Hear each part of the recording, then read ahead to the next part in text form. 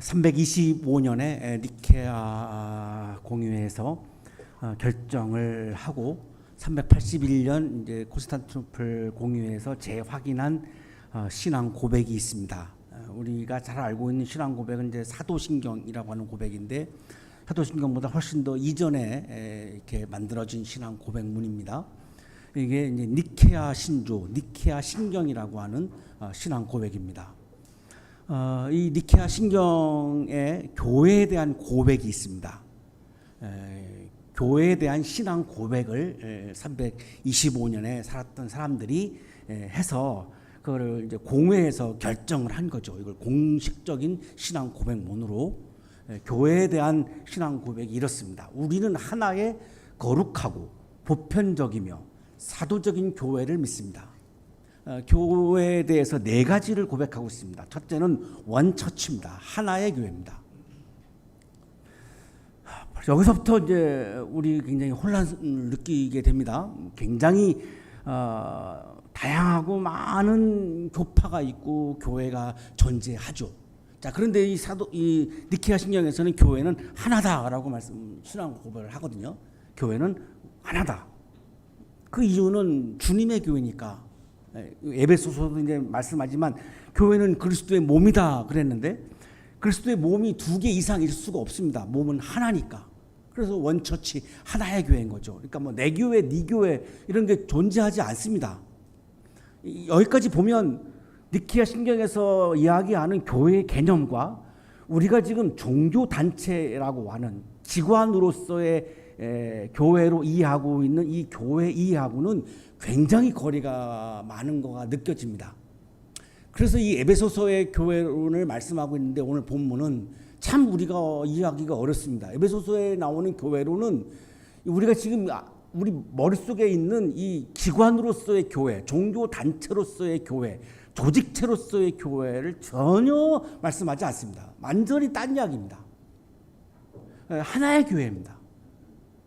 그래서 오늘 본문이 우리들에게 참 어렵습니다. 그리고 거룩하고 세상과는 다르다는 거죠.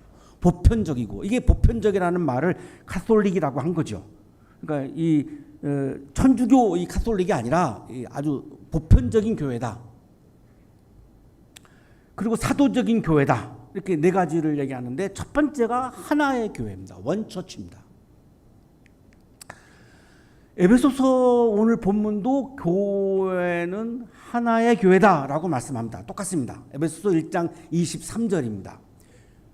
교회는 그리스도의 몸이요 만물 안에서 만물을 충만케 하시는 분의 충만함입니다.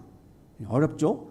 교회는 그리스도의 몸이요 만물 안에서 만물을 충만케 하시는 분의 충만함입니다. 교회는 일단 그리스도의 몸이라고 말씀하죠. 그러니까 둘일 수가 없는 거죠. 예수님의 몸이 하나지 둘일 수가 없으니까요. 이 예수님의 몸이 교회인데, 이 교회가 하는 역할은 만물 안에서 계시면서 만물을 주님이 충만케 한다, 이런 의미입니다. 그러니까 교회가 해야 하는 일은 예수 그리스도가 이 세상에 충만케 하는 것이다, 이렇게 지금 말씀하는 거죠. 몸은 인격체죠. 몸은 사람입니다. 우리도 다 지금 몸을 가지고 있고, 이게 인격체죠. 이거 조직이 아니죠. 기관도 아닙니다. 자, 여기서부터 우리가 이해하고 있는 기관으로서의 교회, 조직체로서의 교회가 아닌 거가 분명해지죠. 이 몸이라고 하는 거는 인격체입니다. 그러면 일단 에베소서가 말씀하시는 교회는 지금 우리가 이해하고 있는 종교 단체로서의 교회, 기관으로서의 교회를 말씀하고 있지는 않구나라고 하는 걸 우리가 이해할 수 있죠. 각자가 개체적으로 존재하는 그런 교회가 아니고, 예수님의 몸으로서의 교회는 몸은 하나이니까 하나의 교회임을 말씀하고 있는 겁니다. 이게 우리에게 어려운 것은, 우리는 이 기관으로서의 교회에 너무나 익숙해져 있기 때문에 너무 이게 받아들이기가 어려운데, 내 교회, 우리 교회 이런 표현은 그러면 하나의 교회하고는 부딪히죠. 온 우주가 다 하나의 교회인데 내 교회, 네 교회다, 우리 교회다, 니네 교회다, 이게 성립하지가 않죠. 그래서 엄밀히 얘기하면 내 교회, 네 교회 이제 이런 거는 섹트의 표현이죠. 종파의 표현입니다. 그럼 뭐는 아니냐? 처치는 아닌 거죠. 처치는 하나예요. 전 우주에 다 그냥 하나예요. 그러면 내 교회, 네 교회라고 하는 표현은 우리가 흔히 그렇게 쓰고 있지만 정확하게 말하면 그거는 섹트의 표현입니다. 종파의 표현입니다. 처치라고 하는 거는 공교회고 하나의 교회이기 때문에 그렇습니다. 자, 그 다음에 또 우리가 이제 부딪히는 게 있죠. 교회가 예수님의 몸이라면 우리가 한국교회에서 많이 쓰고 있는 말 중에 하나가 교회 성장이라고 하는 말입니다. 그러면 교회 성장의 의미는 뭐가 되죠? 교회가 예수님의 몸이라고 그랬으니까 그러면 교회가 성장한다는 말은 예수님의 몸이 성장한다는 말이잖아요.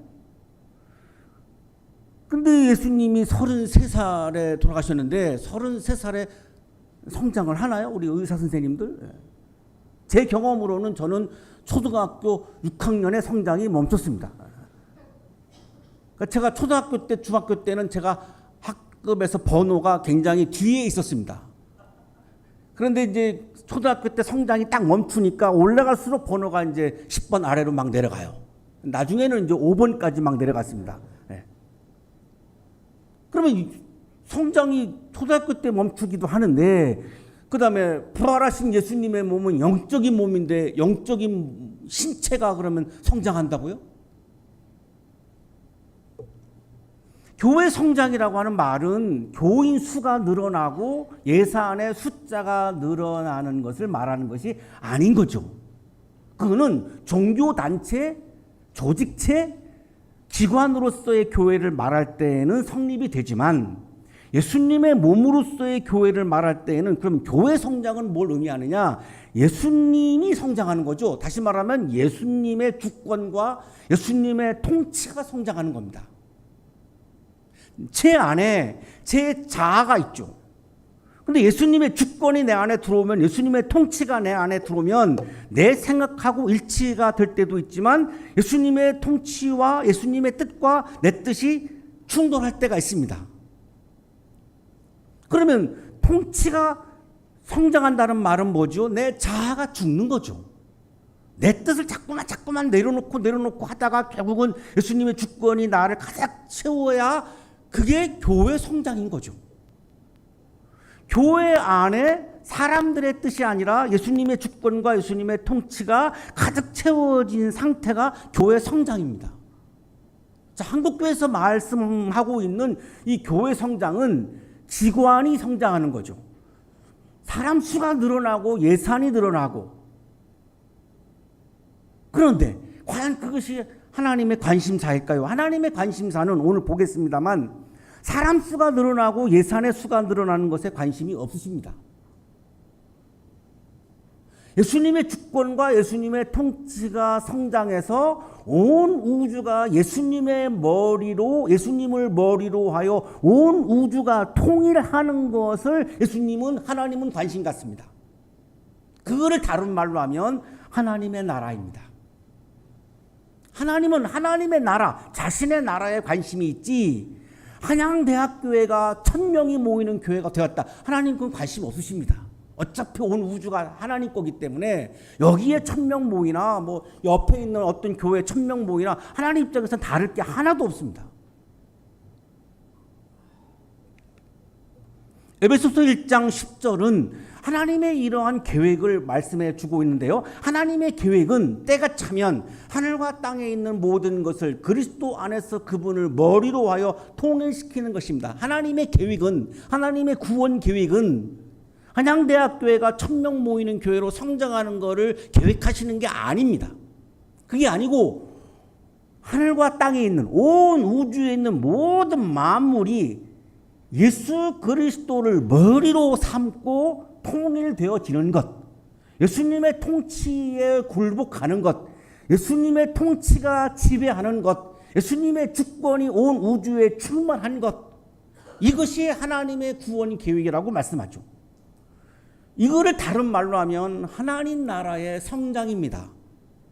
그러면 교회 성장이라고 하는 말은 하나님의 나라가 성장한다는 말이지 기관이 성장한다는 말은 아니죠. 그건 우리가 그렇게 쓰고 있는 거지 에베소서가 말씀하고 있는 성서가 말씀하고 있는 교회 성장은 상당히 우리가 지금 사용하고 있는 교회 성장의 개념과는 다르다라고 하는 걸 알 수 있죠.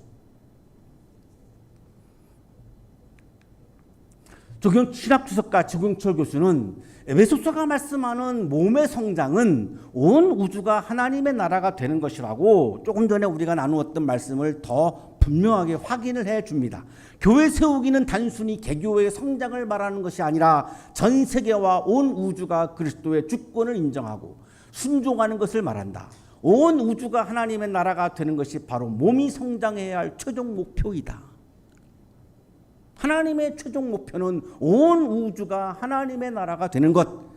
예수님의 통치와 예수님의 주권이 만물 안에 충만한 것. 어디서부터? 제 안에서부터. 이 천진의 마음부터 주님의 주권이 충만하고 주님의 통치가 충만해져서 이것이 자꾸만 확산되고 확장되어서 온 우주 만물 안에 예수님의 주권과 예수님의 통치가 충만한 것. 이것이 하나님이 바라고 하나님이 계획하는 것이다 라고 말씀하고 있습니다. 오늘의 성서일과 본문은 바로 이 예수님의 주권과 통치 하나님 나라의 성장을 교회 성장이라고 말씀하고 있는 그런 본문입니다. 에베소서는 6장으로 이루어져 있고 1장부터 3장까지는 복음을 신학적으로 진술한 내용이고 4장부터 6장까지는 그 3장까지 진술한 복음을 윤리적으로 삶 속에서 실천할 것을 권면하는 말씀이 4장에서 6장까지 말씀입니다. 3장까지는 복음을 신학적으로 진술하는 것이고 4장부터 6장까지는 그 복음을 우리들의 삶의 현장에서 실천하는 윤리적인 측면을 권면하고 있는 그런 말씀입니다. 따라서 복음은 중요하지만 기독교의 윤리는 필요 없다고 주장하시는 분들은 에베소서 4장과 6장을 부정하는 분들입니다. 참 위험한 발언입니다. 그 윤리를 무시했기 때문에 우리 한국교회가 추락하고 있는 이유 중에 하나가 그것일 것입니다. 오늘 본문은 4장 6장 안에 있기 때문에 윤리적인 측면을 권면하고 있는 말씀인데 그러므로 주님 안에서 갇힌 몸이 된 내가 여러분에게 권합니다. 여러분은 부르심을 받았으니 그 부르심에 합당하게 살아가십시오. 자, 믿으십시오가 아니라 살아가십시오죠. 3장까지는 믿으십시오지만 4장부터는 살아가십시오입니다.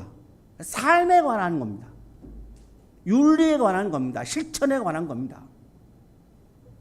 그런데 오늘 우리 본문이 이렇게 되어 있습니다만 그리스 성서는 나는 권면합니다 이렇게 시작됩니다. 본문이 파라칼로 이렇게 시작되는데요. 파라칼로 나는 권면합니다 이렇게 시작해요. 그게 맨 앞에 나와 있어요. 문장에 나는 권면합니다. 무엇을? 1장부터 3장까지 말씀하신 복음의 내용을 이제 실천할 것을 권면합니다 이런 겁니다. 여러분은 부르심을 받았습니다. 어디에? 복음 앞에. 3장부터 1장부터 3장까지 복음을 말씀했는데 그 복음 앞에 여러분은 부르심을 받았습니다. 수동태죠. 왜 수동태를 쓸까요? 하나님을 호칭하지 않으려고 부단히 노력을 합니다. 경솔하기 때문에 하나님을 호칭 안 하려니까 하나님의 능동태가 아니라 우리의 수동태로 표현하는 겁니다. 하나님이 우리를 부르셨다라고 하는 말이죠. 부르심의 주체는 하나님입니다. 우리는 부르심을 당한 거죠. 그래서 부르심을 받았다. 이거를 신적 수동태라고 부릅니다. 하나님의 호칭을 쓰지 않기 위해서 가급적이면 신적 수동태로 쓰는 본문이 상당히 성경 안에는 많습니다. 하나님이 우리를 부르셨습니다. 이런 말입니다. 어디에? 복음 앞에. 자, 그러면 그 부르심 앞에서 합당하게 살아가십시오. 복음 앞에서 합당하게 살아가십시오. 이런 의미죠. 그러면 복음 앞에서 합당하게 살아간다라고 하는 것은 무슨 말일까? 하나님이 3장까지 부르실 때에 유대인과 이방인을 부르십니다. 유대인과 이방인을 다 함께 차별하지 않고 복음의 세계로 부르셨습니다. 자, 이방인도 유대인도 똑같다. 어떻게? 복음 앞에서 부르신 분의 부르심에 합당하게 살아라. 합당하게 사는 길은 네 가지다 라고 하는 게 2절입니다. 겸손하게 살아라. 겸손이라고 하는 말은 나보다 다른 사람을 더 낮게 여기는 겁니다. 지읒, 낮게로 받아들이시면 안 되고 시읒입니다. 시읒. 다른 사람을 나보다 더 낮게 여기는 게 겸손입니다. 유대 문명이 몰락한 게 유대인은 세계에서 최고의 민족이다라고 하는 이 교만함이 유대 문명을 몰락시킨 겁니다. 그래서 부르심에 합당하게 살아가는 사람은 어떤 사람, 어떻게 살아가야 되느냐? 나보다 다른 사람을 더 낮게 여기라는 겁니다. 나보다 나이가 어려도, 나보다 지식이 부족해도, 나보다 전문성이 부족해도 그 사람을 나보다 더 낮게 여기는 게 겸손이라고 하는 말의 의미입니다. 왜 이거를 강조할까요? 이렇게 안 하고는 하나가 될 수 없어요. 이제 하나가 되는 거를 통일성을 강조하는데, 나보다 남을 낮게 여기지 않고는 다른 사람이, 다양한 사람이 하나가 될 수 없어요. 하나가 안 되면 예수님은 몸이 하나인데, 교회는 예수님의 몸인데, 그러면 교회를 깨트리는 사람이 될 수밖에 없거든요. 그래서 이렇게 지금 시작을 한 겁니다. 나보다 남을 더 낮게 여겨라. 그 다음에 온유하게 살아라. 온유라고 하는 말의 뜻은 내가 중요하다고 생각하는 것에 지나치게 몰두하지 않고 남을 배려하는 겁니다. 내가 A를 중요하게 여긴데 다른 사람은 B를 중요하게 여길 수 있습니다. 그러면 B는 틀렸지라고 말하는 순간 그건 온유가 깨진 겁니다. 나에게는 A가 중요하지만 그 사람에게는 B가 중요한 겁니다. 그거를 존중해주고 인정해주고 배려해주는 게 온유의 개념입니다. 그래야지 하나가 될 수 있죠. 오래 참는다라고 하는 말은 다른 사람의 약점을 포용하는 겁니다. 다른 사람의 약점 앞에서 막 화를 내고 분노하고 막 보복하고 이거는 참지 못하는 겁니다. 오래 참는다라고 하는 말의 의미는 다른 사람의 약점을 본 순간 그거를 내가 받아들여 주는 겁니다. 왜 그렇게까지 해야 되나요? 그래야 사랑으로 용납할 수가 있습니다. 그래야 내가 타자를 사랑으로 용납할 수 있죠. 왜 용납해야 되는데요? 그래야 성령 안에서 하나가 될 수 있기 때문에 그렇습니다. 왜 하나가 되어야 되는데요? 예수님의 몸은 하나이기 때문에. 교회는 예수님의 몸이기 때문에. 교회 안에서는, 내가 신앙 안에서는, 믿음 안에서는 이렇게 살아야 한다는 겁니다. 그래야 내가 교회에 와서 교회를 찢지 않고 분열시키지 않고 깨트리지 않고 성령 안에서 하나가 된 교회를 위해서 내가 살아갈 수 있다라고 지금 말씀하는 겁니다. 하나가 되는 이유를 이렇게 이제 말씀합니다. 성령이 여러분을 평화의 띠로 묶었기 때문에. 성령께서 이방인과 유대인이 다르지만 성령께서 유대인과 이방인을 평화의 띠로 묶었기 때문에 하나가 되어야 한다. 하나가 되려면 겸손, 온유, 인내, 사랑으로 용납하며 살아야 한다. 또 왜 하나가 되어야 되는가? 그리스도의 몸이 하나이다. 성령도 하나이다. 이방인의 소망도 유대인의 소망도 하나님의 나라라고 하는 소망 하나다. 소망도 하나다. 그래서 하나가 돼야 된다. 주님도 한 분이다. 내가 믿는 주님이 따로 있고 A교회가 믿는 주님이 따로 있고 B교회가 믿는 주님이 따로 있다면 그거는 예수님의 몸을 찢는 거다. 믿음도 하나고 세례도 하나고. 그러니 하나여야 한다. 하나님도 한 분이다. A교회가 예배드리는 하나님이 따로 있고 B교회가 예배드리는 하나님이 따로 있다면 한 분이신 하나님을 찢는 거다. 그러면 하나님이라고 하는 용어를 쓸 자격도 없는 거다. 하나님은 모든 것의 아버지시고 모든 위에 계시고 모든 것을 통하여 계시고 모든 것 안에 계시는 분이다. 그러니 하나여야 된다.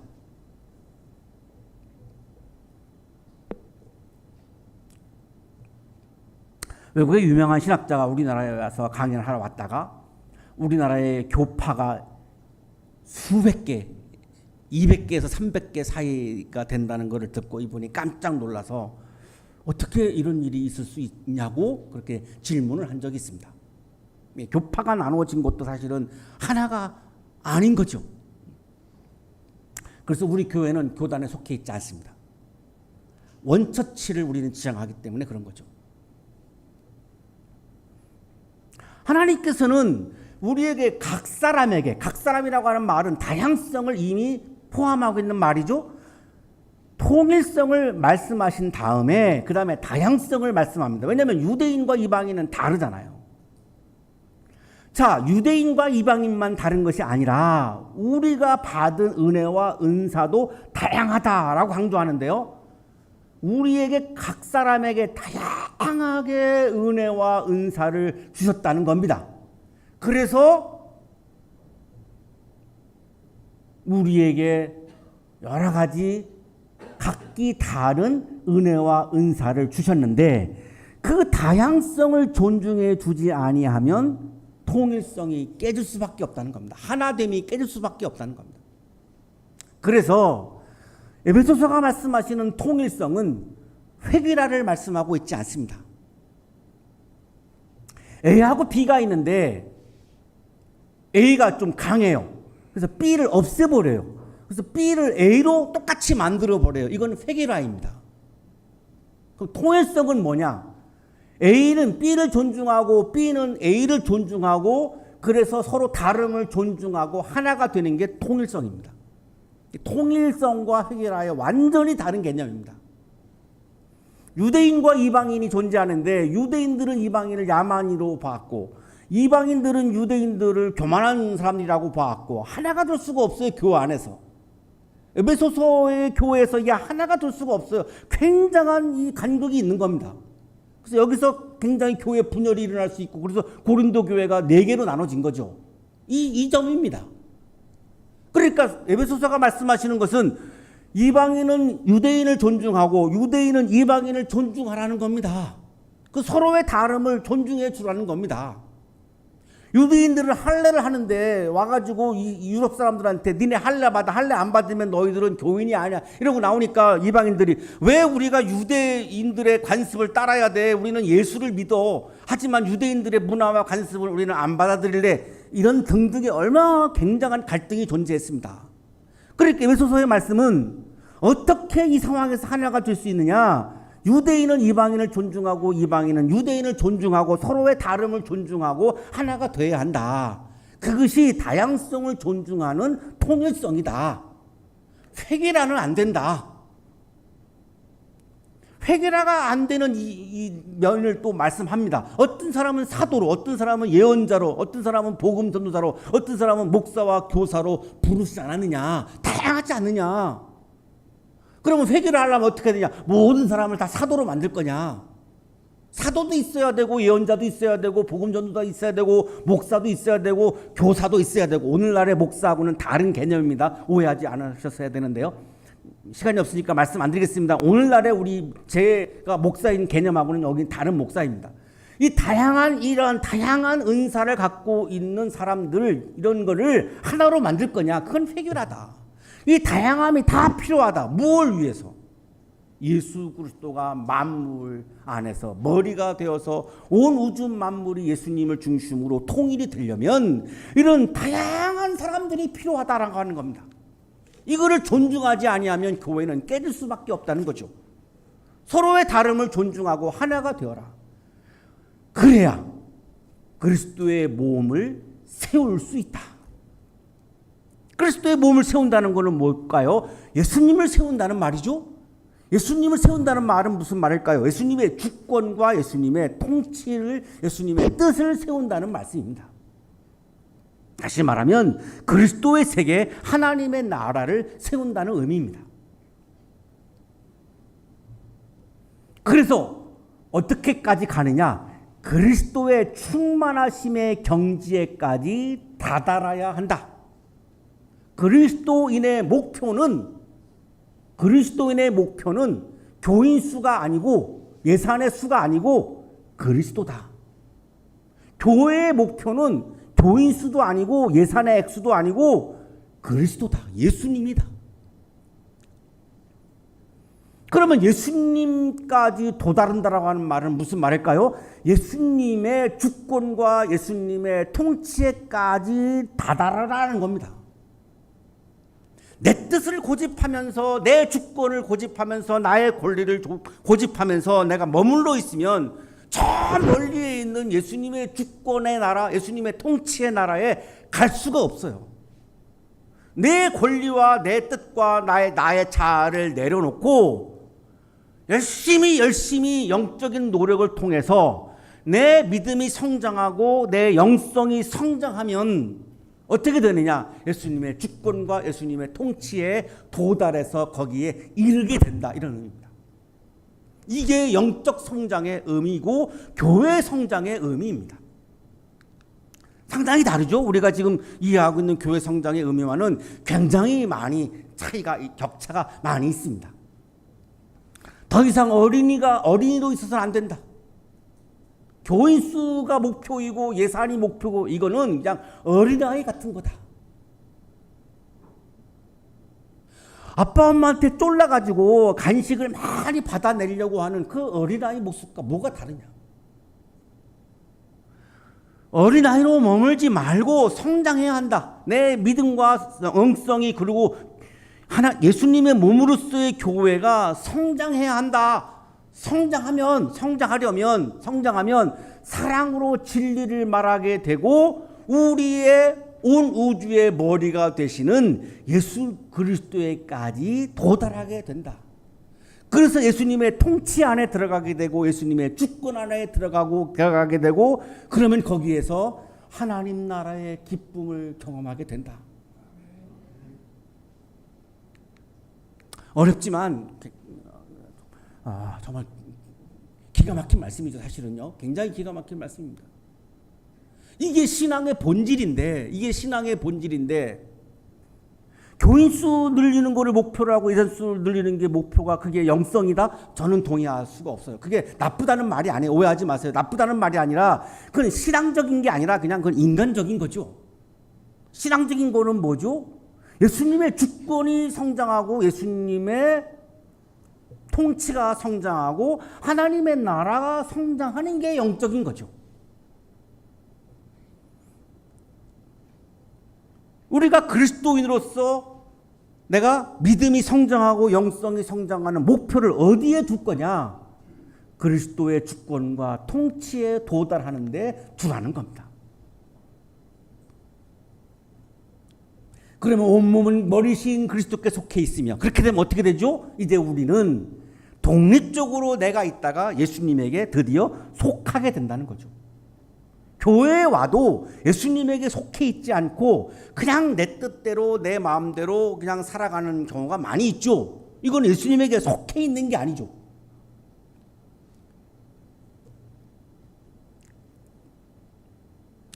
축제가 열리면 이제 타대학 학생들이 이제 막 우리 학교에 와요. 그 학생들은 한양대가 좋아서 막 구경하러 왔지만 한양대 소속은 아니에요. 속해 있지는 않아요. 그냥 잠시 그냥 다니러 온 거죠. 내가 교회에 와도 교회에 속해 있어도 예수님에게 속해 있다라고 하는 말과는 완전 차원이 다른 말입니다. 예수님에게 속했다라고 하는 말은 예수님의 주권이 나를 지배하고 예수님의 통치가 나를 지배한다는 말입니다. 그거를 내가 억지로 하는 게 아니라 예수님의 주권에 내가 굴복하고 예수님의 통치가 나를 다스리는 것을 기뻐하는 겁니다. 이게 신앙이고 영성인 겁니다. 그게 너무너무 좋은 거예요. 그때 예수님을 머리로 해서 우리는 연결되고 결합된다. 이게 하나됨이죠. 그리고 주신 은사에 따라서 활동한다. 그러면 어떻게 됩니까? 예수님의 몸이 자라난다. 하나님의 나라가 자라나고 예수님의 주권과 통치가 자라나고 드디어 하나님의 나라가 건설되어질 수 있다. 그것을 위해서 그리스도인이 존재하고 교회가 존재하는 것이다. 리처드 제이콥슨이라고 하는 사람은 탈교회, 교회 이익에 집착이 없는 기독교의 저자입니다. 제목이 굉장히 도전적이죠. 교회에 이익에 집착이 없는 기독교. 아니, 교회는 이익을 추구하는 단체가 아니죠. 이윤을 추구하는 단체가 아니죠. 예수님을 추구하는 단체죠. 그거를 얘기하고 싶은 거죠. 전 미국 상원의 채플린 리차드 헬버슨의 말을 이분이 이 책에서 인용을 합니다. 태초의 교회는 살아계신 예수를 중심으로 하는 사람들의 교제였다. 초대교회는 예수님의 통치와 주권이 충만한 교회였다. 이런 의미입니다. 그리고 교회는 그리스도로 옮겨 철학이 되었다. 그리스도로 넘어간 교회는 철학이 충만한 교회가 되었다. 다시 교회는 로마로 옮겨 제도가 되었다. 로마에 있는 교회들은 제도가 충만한 교회가 되었다. 이어 교회는 유럽으로 퍼져 문화가 되었다. 유럽에 있는 교회들은 문화가 충만한 교회가 되었다. 결국 교회는 미국으로 옮겼고 거기서 기업이 되었다. 미국에 있는 교회들은 상업성이 충만한 교회가 되었다.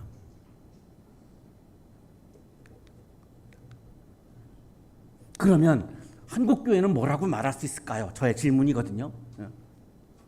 그 질문에 대해서 저는 이렇게 대답을 했습니다. 한국의 교회는 그렇다면 교회를 위한 교회가 충만한 교회가 아닐까? 교회를 위해서 존재하는 교회. 예수님을 위해서 존재하고 하나님의 나라를 위해서 존재하기보다는 그냥 교회 자체를 위해서 존재하는 교회. 이거를 저는 교회를 위한 교회가 충만한 교회가 아닐까.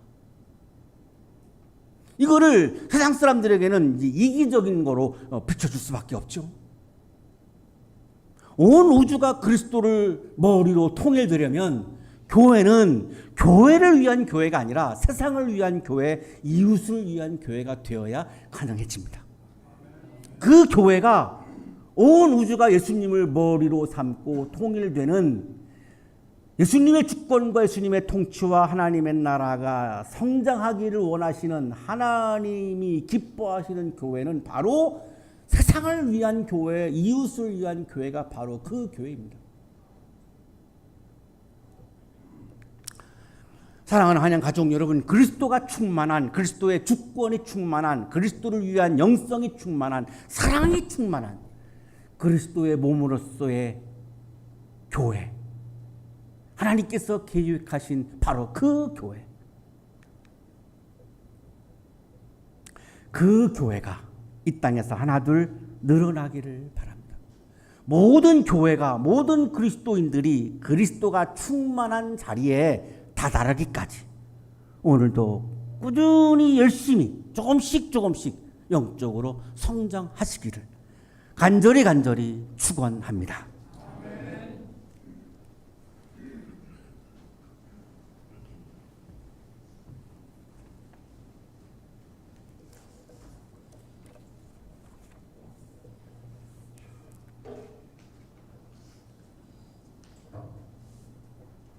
그리스도의 몸으로서의 교회의 성장에 무심하고 게으르고 진심이 없었던 면을 주님 앞에 내어놓으니 우리를 용납하여 주시고 오늘 주님이 말씀해 주신 기관으로서의 교회가 아니라 그리스도의 몸으로서의 교회를 성장하기 위해 오늘도 최선을 다하는 그리스도인으로 살아갈 수 있도록 우리에게 믿음의 믿음을 더하여 주옵소서. 이 한국 땅에 있는 모든 교회들이 교회를 위한 교회가 아니라 하나님의 구원의 계획을 위한 교회, 예수님의 몸으로서의 교회, 하나님 나라로서의 교회의 성장을 위해서 함께 손붙잡고 최선을 다하는 한국교회가 되도록 성령께서 역사하여 주옵소서. 예수 그리스도의 이름으로 기도하옵나이다. 아멘.